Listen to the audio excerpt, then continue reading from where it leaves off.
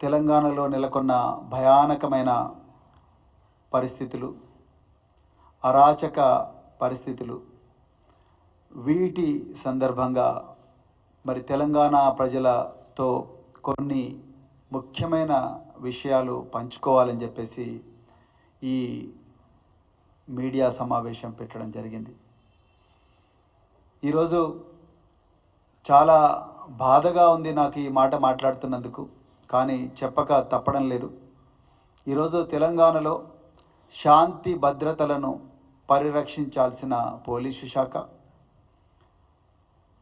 ప్రజాస్వామ్యాన్ని పరిరక్షించాల్సిన పోలీసు శాఖ, రాజ్యాంగం ప్రజలకిచ్చిన హక్కులు, జీవించే హక్కు ఆర్టికల్ 21, అదేవిధంగా స్వేచ్ఛగా మాట్లాడే హక్కు, తిరిగే హక్కు ఆర్టికల్ 19, ఈ రాజ్యాంగ హక్కులను కాపాడాల్సిన పోలీసు శాఖ ఈరోజు ఒక అధికార పార్టీ ప్రొటెక్షన్ ఫోర్స్గా మారింది, కాంగ్రెస్ ప్రొటెక్షన్ ఫోర్స్గా మారింది, రేవంత్ రెడ్డి ప్రొటెక్షన్ ఫోర్స్గా మారిందా అన్న అనుమానం రోజు రోజుకు బలమవుతున్నది. అది నిజమని ఈరోజు పోలీసులు క్షేత్రస్థాయిలో నిరూపిస్తున్నారు. ఈ విషయం చెప్పడం చాలా బాధగా ఉంది. ఇలా పోలీస్ స్టేషన్లో జరగాల్సిన పనులు, డైరెక్టర్ ప్రాసిక్యూషన్ చేయాల్సిన పనులు గాంధీ భవన్లో అక్కడ ఉండే కాంగ్రెస్ లీగల్ సెల్ మొత్తం కూడా ఎఫ్ఐఆర్లో ఏముండాలి, ఏం ఉండకూడదు, ఎవరి పేర్లు ఉండాలి, ఎవరి పేర్లు ఉండకూడదు, అవన్నీ కూడా వాళ్ళు రాసి ఆ కంటెంట్ను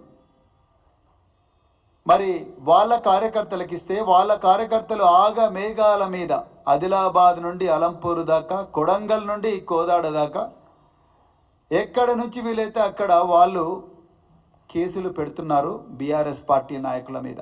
గాంధీ భవన్లో కంప్లైంట్లు తయారవుతున్నాయి, ఇది వాస్తవం. ఇవాళ గాంధీ భవన్ ఒక డైరెక్టరేట్ ఆఫ్ ప్రాసిక్యూషన్గా మారింది. తెలంగాణ ప్రజలందరూ కూడా గుర్తించాలి. ఇవాళ తెలంగాణలో పారదర్శకంగా మారాల్సిన పోలీస్ వ్యవస్థ గాంధీ భవన్ కనుసరణలో నడుస్తుందని చెప్పడం కోసం చాలా బాధపడుతున్నాను. ఇవాళ ముఖ్యమంత్రి సోదరులు రాజ్యాంగేతర శక్తులుగా మారి మొత్తం పోలీసు శాఖను తమ గుప్పిట్లో పెట్టుకున్నారు. అందుకొరకే ఈరోజు అరాచక పాలన నడుస్తూ ఉన్నది తెలంగాణలో. అయితే నేనేదో నామకే వాస్తే ఈ కామెంట్లు చేయడం లేదు, నేను ఆధారాలతో సహా వివరించడానికి ప్రయత్నం చేస్తాను. ఇలా ఒకసారి తెలంగాణ ప్రజలు గమనించాలి, తెలంగాణలో కాంగ్రెస్ పార్టీ ఏ పరిస్థితుల్లో అధికారంలోకి వచ్చింది. ఇలా తెలంగాణలో ముఖ్యమంత్రి స్థానంలో ఉండే వ్యక్తి మీద 2015లో ఒక కేసు రిజిస్టర్ అయింది. రెడ్ హ్యాండెడ్గా ఒక ఎమ్మెల్సీకి 5 కోట్ల రూపాయలు ఇచ్చి మరి ఒక ఎమ్మెల్సీ ఎలక్షన్లో ఓటు తీసుకుంటామని చెప్పి 50 లక్షల రూపాయలు ఇస్తూ రెడ్ హ్యాండెడ్గా పట్టుబడి ఏసీబీకి దొరికిన ఒక వ్యక్తి, జైల్లో దాదాపు నెల రోజులు గడిపిన వ్యక్తి ఈరోజు తెలంగాణలో రేవంత్ రెడ్డి రూపంలో ముఖ్యమంత్రిగా ఉన్నాడు. మళ్ళీ రెండవసారి ఆయన జైలుకు వేయించాడు, పర్మిషన్ లేకుండా ప్రైవేట్ ప్రాపర్టీలోకి ఎంటర్ అయినందుకు.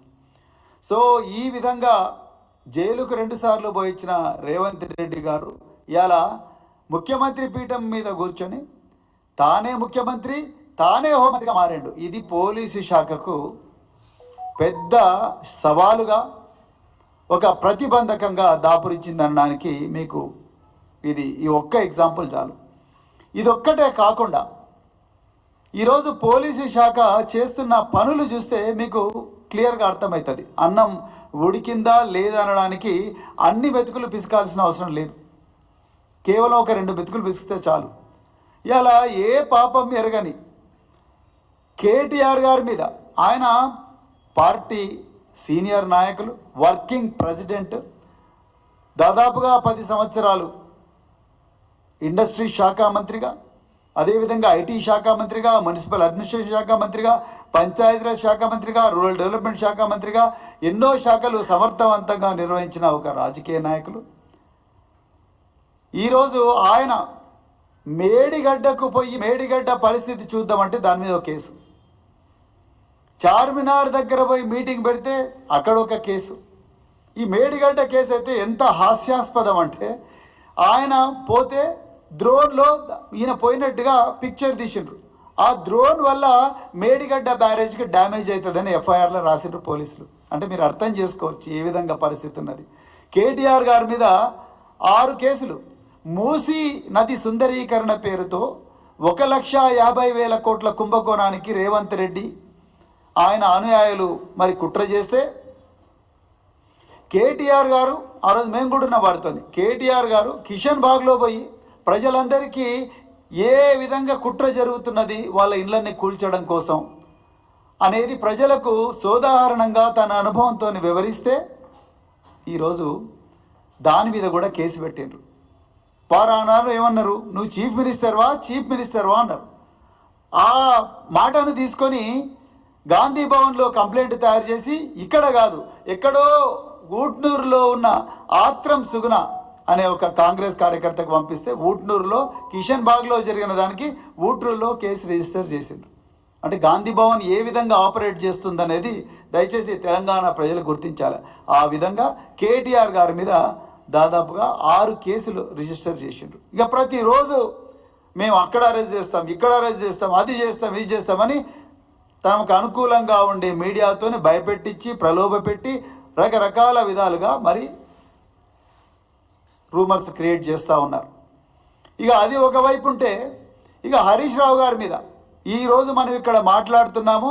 హరీష్ రావు గారు ఇవాళ గచ్చిబౌలి పోలీస్ స్టేషన్లో